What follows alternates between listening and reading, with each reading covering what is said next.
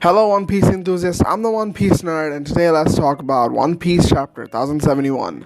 The chapter, although was supposed to come out the next week, we got the scans this week, and I was a little late on the review. Sorry about that. But a happy new year to every single one of you. And to be honest, it's a great start of the year. This chapter, although not official, is still a great start of the year because it's so much to unpack. It's still so much to unpack. And in other news, we will definitely be not getting another chapter or scan within the next 3 weeks, but we have stuff to talk about. Before we move on, make sure to like and subscribe. It helps the channel a lot. Now that you have, let's begin.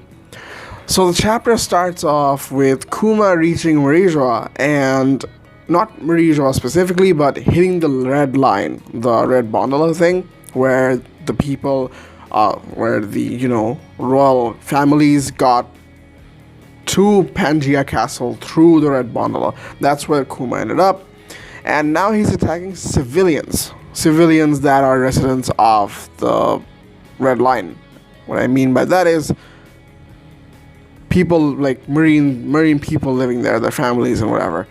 There are residents below the red line, and they're the ones being attacked. So this is also very reminiscent of a very recent event that has been addressed. It's about that robot 200 years ago. Vegapunk said that thing tried to destroy Marijoa 200 years ago. It somehow got up there, but it failed to do so, and I feel like Kuma is doing the same thing. Oda, the kind of writer he is, he likes to sort of repeat past events that has happened. That's been the theme of One Piece for a very long time, where actions of the past will be done in the current timeline, but with greater effect and to greater intensity. I feel like this is definitely one of those cases. And this also brings up the question, we always thought that Kuma was probably gonna go to Egghead because Bonnie is there, CP0 is there, Vegapunk is there. I felt like that was the most optimal place to go. Marijoa, no one expected this, and now that he is in Marijoa, some people thought it was from the Gorosei, but honestly, if you think about it, if it was the Celestial Dragons or the Gorosei, wouldn't they just be able to summon them in Marijoa, and wouldn't Kuma just follow their orders? You don't expect Celestial Dragons to destroy the red line, And with that being said, could it be Shanks though? Because Shanks is technically a Celestial Dragon. I don't know. I'm sorry, I'm just spatting ideas.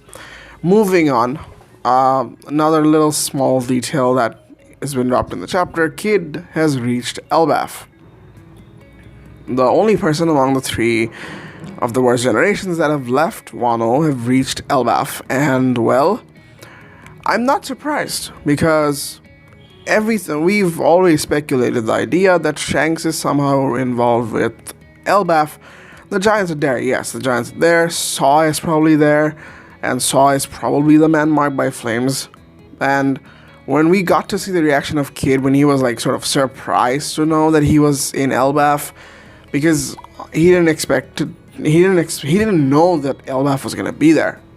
And with that being said, it's like he didn't have any leads on the man marked by flames, even if he is residing on on Elbaf.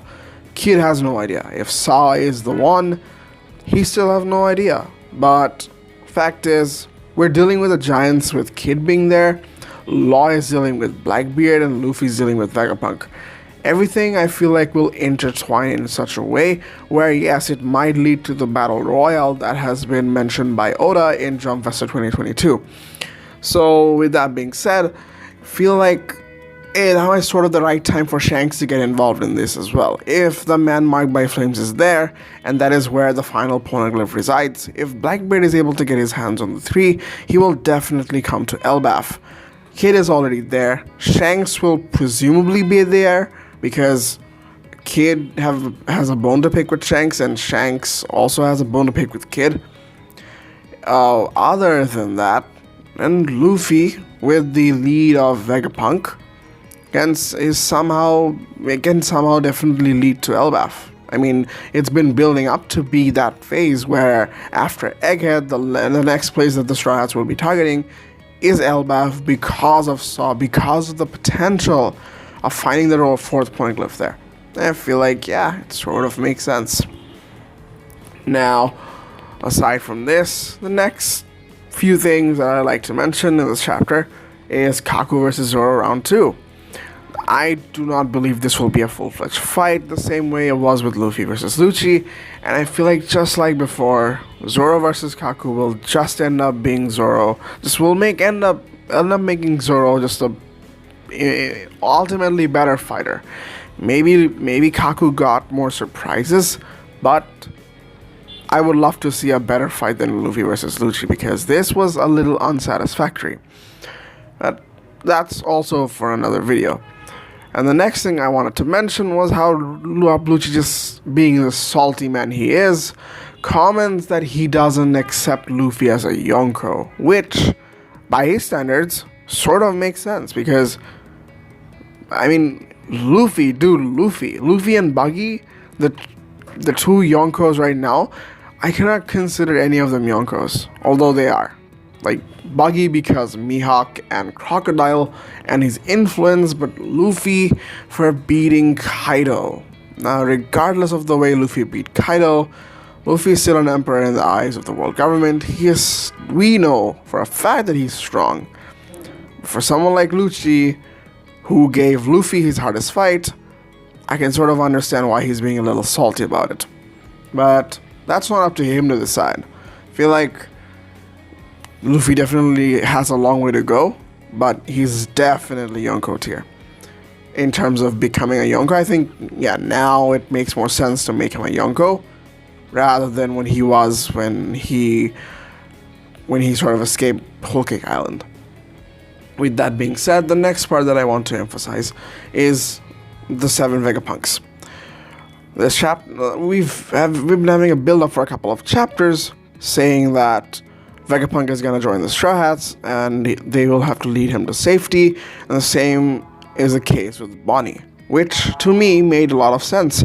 The whole thing of Egghead Island being significantly better than the ending of Wano and sort of getting us back into the habit of, yo, One Piece is still interesting, is because we've just dealt with a large cast of characters where the intensity of the interactions or the amount of time that Oda had for character depth was very few.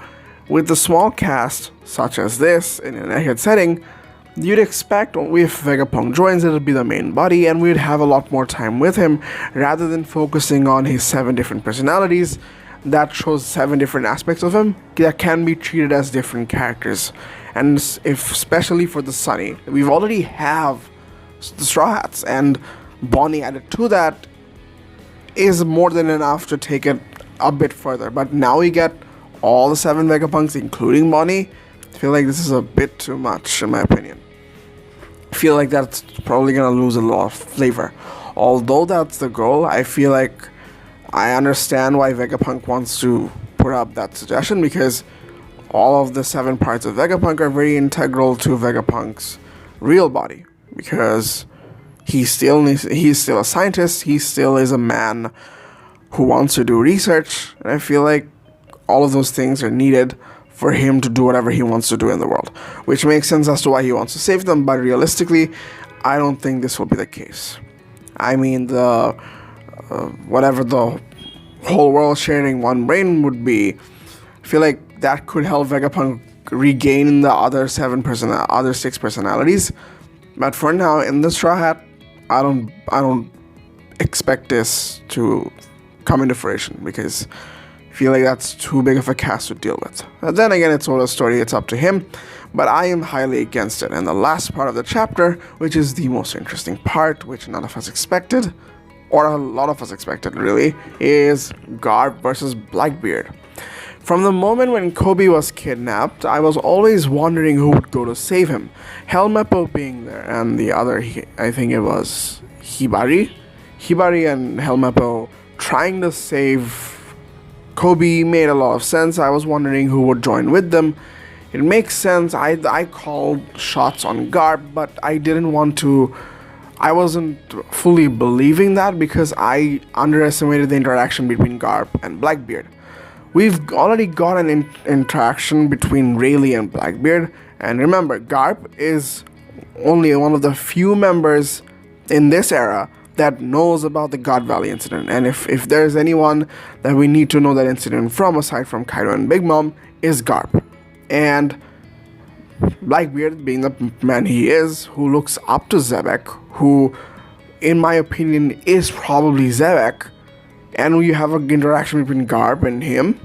I feel like that's very interesting. But one thing you should know, Blackbeard, as of now, is fighting Law on Winter's Island. I feel like that is quite a far away from Hachinosu.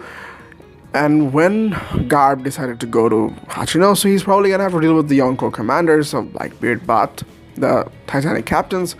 And it's entirely likely that Kobe's not even there, because remember, Pudding is still with on Blackbeard's ship, and it's entirely possible that the Kobe is also in Blackbeard's ship. And we can get into a little into more details in a future video, but for now this is it, and the interaction would be huge.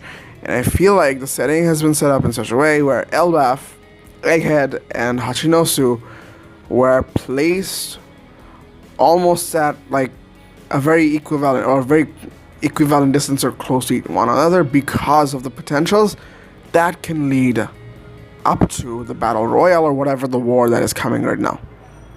So that's it for the video. If you guys enjoyed, make sure to like and subscribe.